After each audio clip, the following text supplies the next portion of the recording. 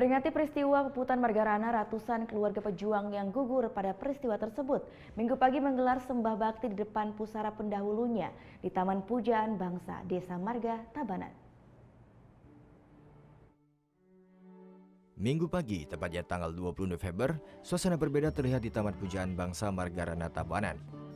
Selain dipadati oleh peserta upacara, ratusan keluarga pejuang kemerdekaan RI juga membadati makam para pahlawan yang gugur pada peristiwa yang terjadi 70 tahun yang lalu.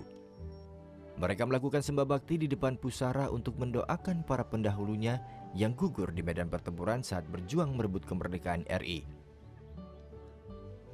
Para keluarga seperti anak dan cucunya datang membawa sarana upakara yang kemudian dipersembahkan kepada para pendahulunya. Salah satu keluarga pejuang mengatakan kegiatan mengunjungi pusara pendahulunya merupakan sebuah kewajiban untuk mewujudkan perjuangan beliau dalam bentuk sembah bakti.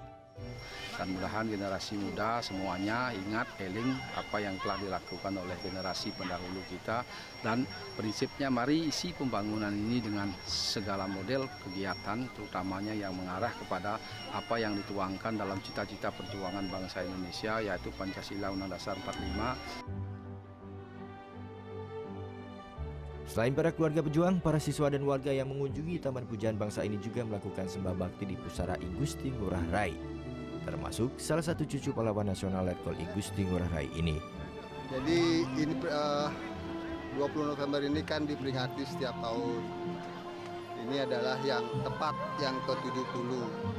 Jadi setiap tahun paling tidak hari ini kita peringati bagaimana kita mewarisi nilai-nilai dan semangat mereka yang sudah memberikan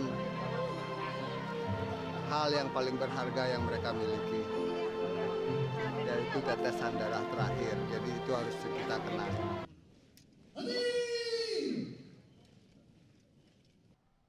Dalam peringatan Puputan Margarana juga digelar upacara di Taman Pujaan Bangsa Margarana yang diikuti oleh personel TNI, Polri, siswa, veteran, dan organisasi kepemudaan. Turut hadir dalam peringatan tersebut Wakil Gubernur Bali yang bertindak sebagai inspektur upacara, Kapolda Bali, Pangdam 9 Udayana, dan ratusan peserta upacara lainnya. Puncak peristiwa Puputan Margarana terjadi 70 tahun yang lalu, tepatnya 20 November 1946, saat pasukan Cingwanara yang dipimpin Letkol I Gusti Ngurah Rai melakukan long march ke ujung timur Pulau Bali. Tetapi di tengah perjalanan, tepatnya di Desa Marga Tabanan, pasukannya diserang oleh serdadu Belanda. Perang sampai habis atau dikenal dengan istilah Puputan inilah yang kemudian mengakhiri hidup I Gusti Ngurah Rai. Peristiwa ini kemudian dicatat sebagai peristiwa Puputan Margarana. Surya Sanjaya melaporkan untuk NET.